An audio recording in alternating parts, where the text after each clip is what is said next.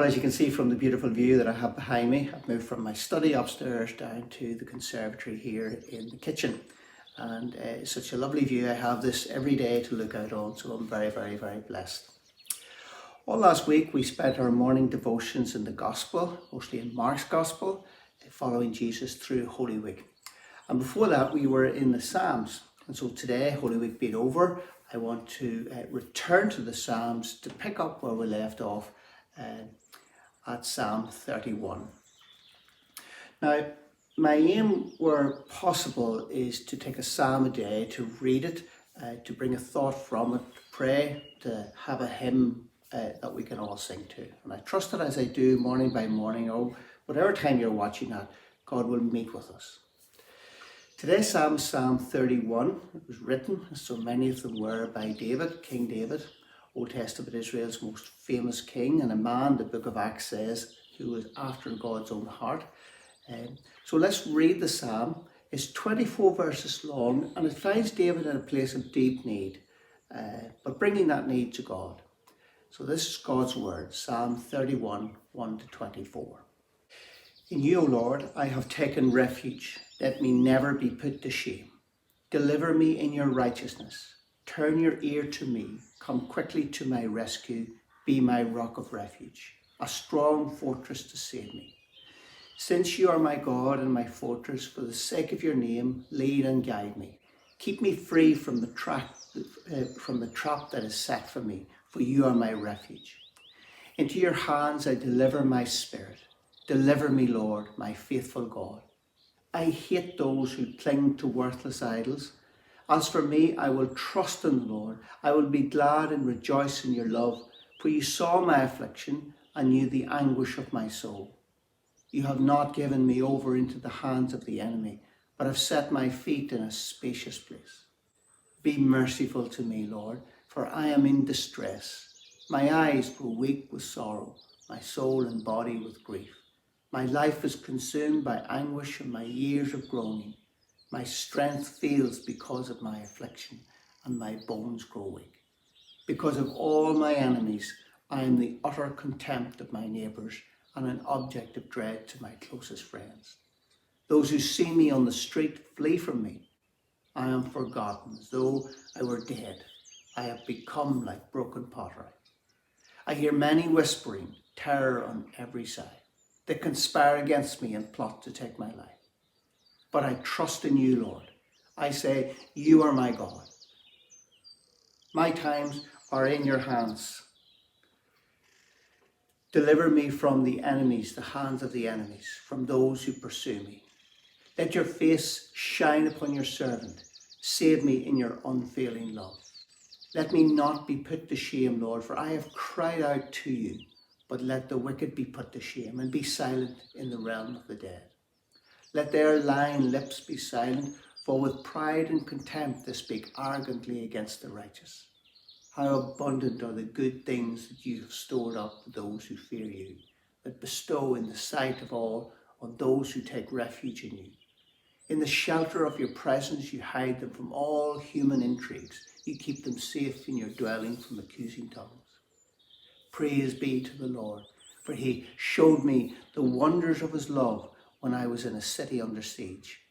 In my alarm I said, I am cut off from your sight. Yet you heard my cry for mercy when I called to you for help. Love the Lord, you his faithful people. The Lord preserves those who are true to him, but the proud he pays back in full. Be strong and take heart, all you who hope in the Lord. David is clear from the psalm has trouble all around him. From what we know about his life, from the other psalms he wrote, and from the account of his life in the books of Samuel and Chronicles, the best guess of what that trouble was is that it was family trouble. David's son Ahithophel has turned against him, and what's more, has turned a lot of other people against him as well. So much so that his position as king has become untenable. He actually had to leave Jerusalem because of the subversive campaign Ahithophel had run. Some of David's friends became his enemies, his advisors counselled against him, his government took sides with his son, and many of the people who loved and followed him turned against him. And so as you can imagine, And as we can see in this psalm, this profoundly affected David. It affected his physical health. He said, I am in distress. My eyes grow weak with sorrow, my soul and body with grief. My strength fails because of my affliction, and my bones grow weak. It affected his mental health.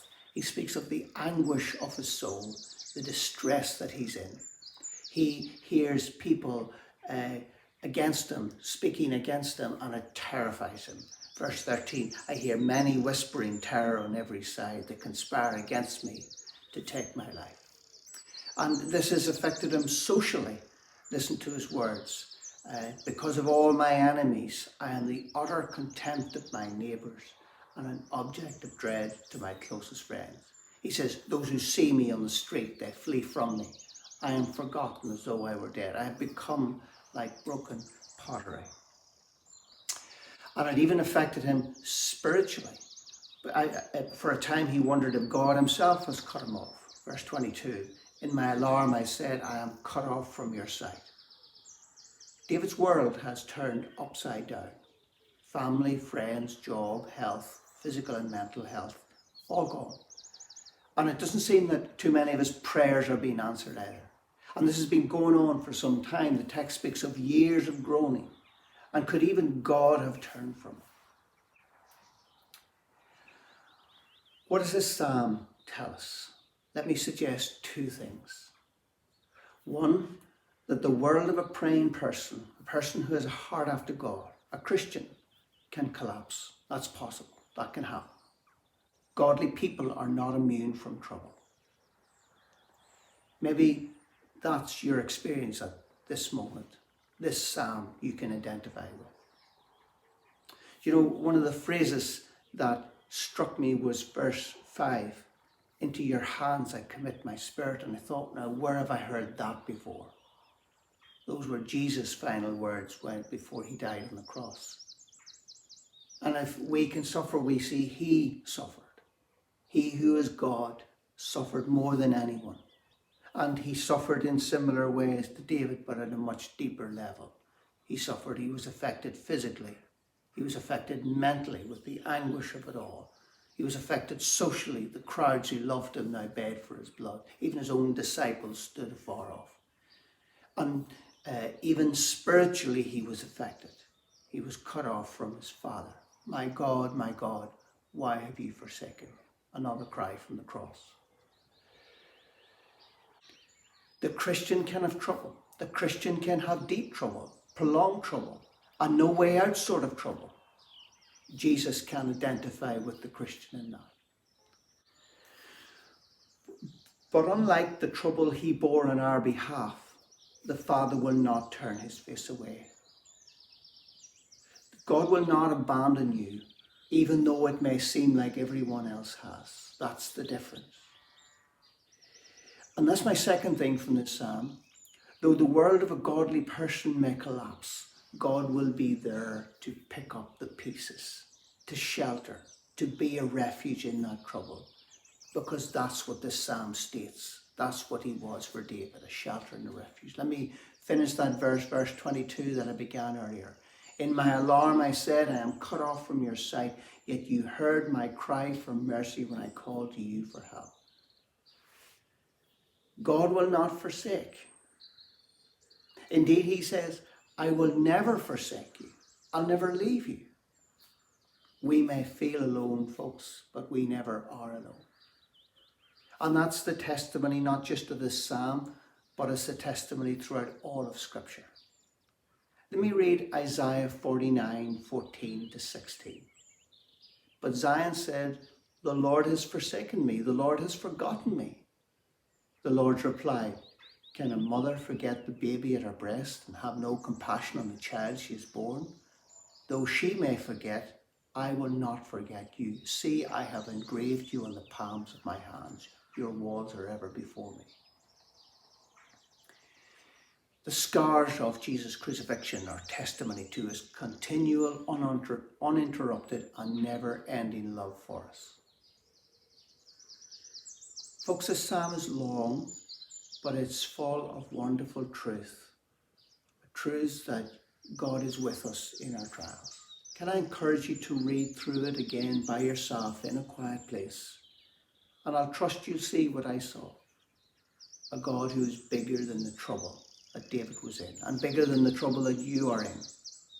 A God who knew what he was going through and provided a shelter throughout it, and a God who knows what you're going through and can provide a shelter, a place of refuge. And an assurance too that he'd bring him out the other side. Let me pray with you. Dear loving Heavenly Father, I thank you that you truly never leave us and you never forsake us. Even though we're in trouble, deep trouble, even though things in life are not going well, we thank you that you're there with us in that trouble. And we trust, Lord, that you will bring us through, bring us out the other side. Grant us peace while we even go through our trial, we ask. We pray in Jesus' name. Amen.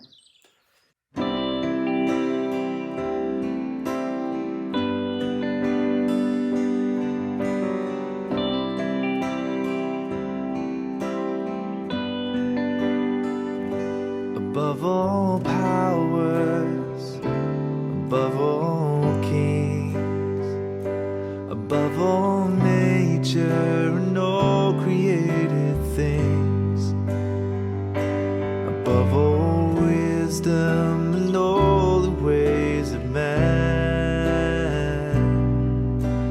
you were here before the world began.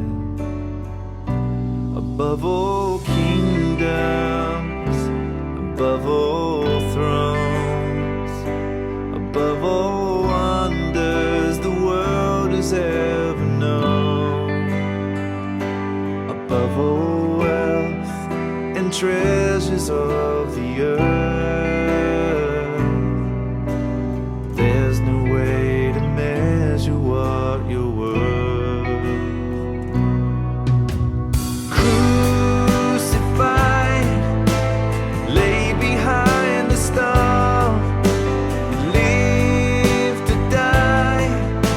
Rejected and alone, like a rose trampled on the ground.